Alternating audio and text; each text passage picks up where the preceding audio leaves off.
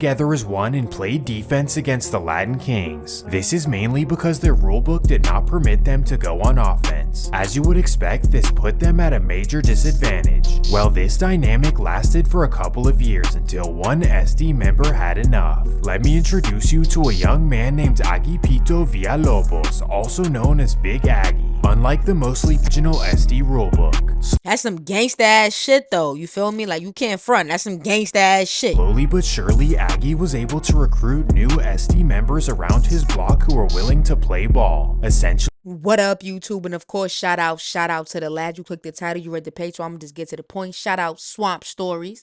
Southside Chicago, a few things may come to mind. We finna finesse what we gotta finesse. We thinking streetwise. You gotta be ready for what's coming, you feel me? I'm about to roll up, gang, and yeah, I know y'all can't show the tree on the camera, so I gotta like put it up a little bit. Whether it's King Von, FBG Duck, FYBJ Main, no, I'm just kidding. But you know who are the most talked about sections. Of course, these are terrible conflicts that just never seem to end. However, Southside Chicago has another side to it that's equally as bad, but is never covered by the media.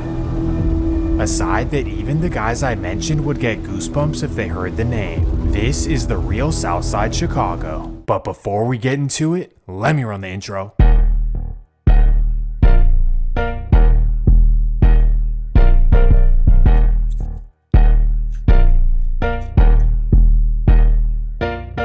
Yo, he got a fire ass intro.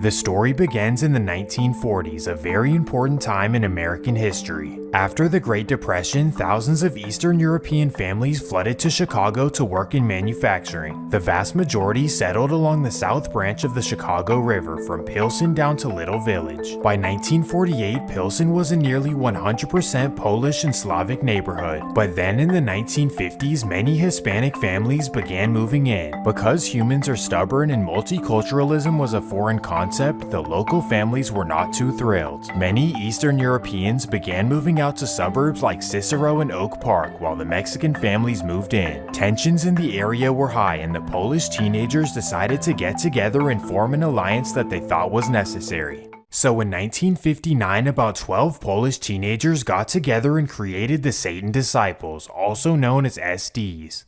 Yo, the Satan Disciples go crazy. They chose the name to scare off anyone who thought about messing with them. This is because they figured that they needed protection from the influx of new immigrants in the area. But once they formed, they realized that the Mexican teenagers had no intentions of being their rivals at all. In fact, they actually thought they were cool, and they even wanted to join their side. So within their first year of existence, the SDs became 50% Mexican and the neighborhood was united as one.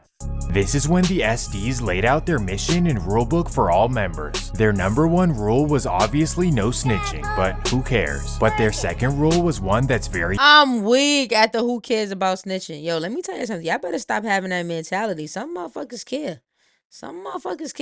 There's a lot of real niggas out there that care. Snitching still ain't it. unique. Satan Disciples members were encouraged to get jobs, open businesses, and to be productive citizens. Whether that was opening a restaurant, working in a plant, or becoming a firefighter. As long as you weren't the police, these were all respected positions for SD members. Essentially, the SDs existed as a brotherhood of Pilsen residents protecting— Well, you know what? At least they told them to get a job. You feel what I'm saying? Like, nah, y'all gotta figure out some way to provide for us, provide for the community, provide for whatever the case may be. I like that, you know? each other from the wild streets of Chicago. But as you would expect, this came with a cost. Members owed a portion of their salary to the highest ranking member, who's known as the King. The King was elected by committee, and it was generally understood that he needed to be rational and to keep members in check. Because of their structure, things were pretty smooth and peaceful early on for the SDs. However, then came the year 1964, when new rivals came knocking.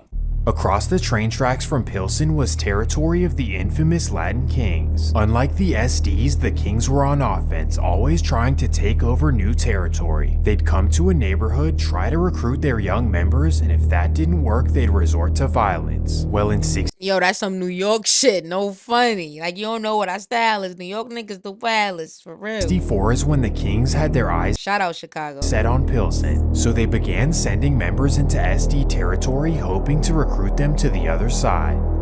This was the SD's first test, and here's how it went.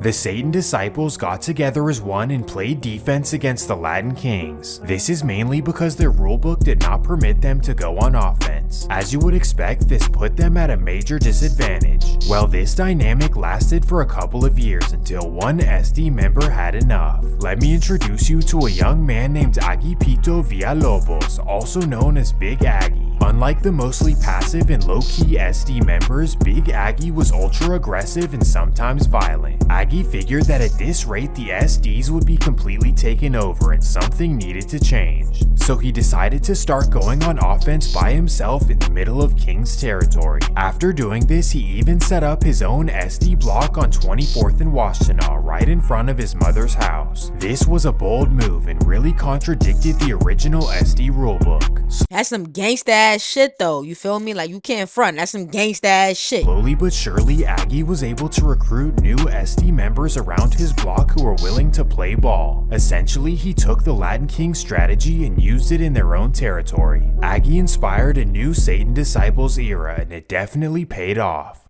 It led to him being elected as the Satan Disciples leader in 1980, known as King Aggie. Right off the bat, King Aggie changed everything as they pushed to expand to new territory by any means. Through demonstrations, they gained a bunch of territory on the south, west, and even in the suburbs of Cicero, Illinois. And instead of working regular jobs, King Aggie encouraged SD members to hit the streets and slang. This is when things got grimy in Pilsen. No, it's just when they hit slang. That sound crazy. And the SDs were slowly taking over the city. But then came October of 1983 when everything came to a halt. This is when King Aggie caught a robbery charge, which was already his second strike. As a result, he was sentenced. Damn, King Aggie, man. But he was the king, so he shouldn't even been involved in shit like that. You gotta get the little niggas to do that. That's what they say, you know. I wouldn't know. I'm a law-abiding citizen. 12 years in Illinois State Prison. Well, unlike the Mexican Mafia, for example, the SDs did not believe in leadership from behind bars. So after he went down, the Satan Disciples needed a new leader. Oh, I'm screaming. Them niggas said, nah, bro. Once you locked up, bro, that's it. You move your feet, you lose your seat, bro. At this time, many of the original members were not too thrilled about the direction of the gang. Members were losing their lives left and right, and the rulebook was no longer being followed. So to change their direction, the Satan Disciples elected a polar opposite leader. This would be a young member named Danny Valencia, also known as Gizmo. Gizmo was a Pilsen native who hated the way his neighborhood had become. He wanted to bring the SDs back to their original form and to reduce violence on the streets. So right off the bat, members started to get jobs and stop attacking rivals for no reason. For 12 years, Gizmo guided the SDs back to a brotherhood, and they became a somewhat legal business. But then everything began. I was just about to say, see, everything ain't all bad when it come to the street life and all that. Look, this is positive. And then he's about to go left, I'm telling you. Falling apart. In September of 1995, King Aggie returned to the streets of Chicago. When he got home, he expected everyone to revere him like the old days. However, this was not the Time had passed and this new generation was ultra loyal to Gizmo. Well, regardless, by the book. Yo, how come niggas never respect the old heads? Like, damn, son, King Aggie kind of, you know what I mean? He left a mark. He made a name for himself. He went from being a little nigga to being the top dude. And it's like, damn, they just have no respect for the old heads anymore. It's crazy. King Aggie was supposed to resume his position as the leader. So Aggie returned as the king and Gizmo was now his second in command. Well, during the first couple of months, King Aggie realized that he couldn't tell everyone what to do. And even worse, he realized that the young members were were still only listening to Gizmo. As you would expect, this made him upset, so he decided to call an SD meeting. November 1st, 1995. SD members meet up at King Aggie's house on West 24th. At 6 p.m., about 15 members arrive at his house and they all sit around his dining room table. They discuss what's going on and why there's a major disconnect. During the meeting, a member blurts out that they're all upset that he's using their tax money to fund activities they don't approve of, aka spending money on sliding on the Latin Kings rather than helping out SD members. King Aggie brushes off the comment until the member gets frustrated. So the member See, but that's how it be though. Like, it's expensive to go to war and beef. That's why I don't be thinking that shit is necessary. But what do I know? But I just feel like it's expensive when you go to beef. You gotta pay for the weapons, you gotta pay for the extra security to watch over your family, the stress, you gotta pay for the extra, the dope, because now you're stressed out, so you gotta smoke more, you gotta drink a little more. It's just really, really expensive. So beef just never wins, it never works. stands up and yells that if he doesn't change, they're gonna vote him out and re-elect King Gizmo. Silence overtakes the room. King Aggie instantly ends the meeting and sends everyone home. So everyone goes their separate ways and King Aggie sits in his room and thinks. As you would expect, he's furious and he decides to come up with a plan. 9:41 p.m. King Aggie calls up Gizmo and tells him to come back to his house. He tells him that they need to talk and set some things straight. Gizmo thinks nothing of it and hops in his car. At 10 p.m. he arrives at Aggie's house and walks down the side entrance. As he This shit about to take a turn. walks to the door, he notices two men in front of him. And before he can do anything, the Pilsen community was Man, rest in peace. devastated by the loss. On top of this, so many SD members were loyal to Gizmo because he treated them well. At first, everyone was confused. How did this happen to Gizmo? There's no way that King Aggie did this. Or is there? The next morning, King Aggie coincidentally took a flight to Dallas, Texas. Here is where he decided to hide out with extended family. Well, because the incident occurred on his property, he was obviously the suspect number one. The only problem was that Chicago police could not find him. However, they did find suspect number two. This would be King Aggie's right-hand man, known as Vicious Trejo. Due to forensic evidence and witnesses coming forward, Vicious Trejo Not he showed Gunna. was sentenced to 30 years, all while King Aggie was nowhere to be found. But then in May of 1996, the FBI was able to locate him in Dallas. King Aggie's case was a major deal in Chicago as he had become a completely infamous character. Everyone figured that his case was an easy conviction, but not so fast. During the trial, King Aggie's neighbor took back her statements that she saw him do it. Why she took it back, you can only imagine. Right? She was bugging for even coming forward. But for this reason, King Aggie walked away as a free man. Right after his release, he figured that he could come back and remain the king. What?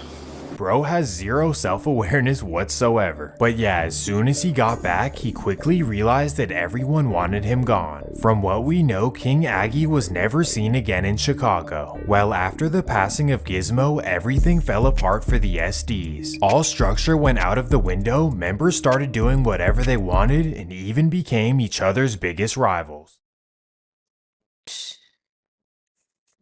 No one wins. No one wins when the family feuds.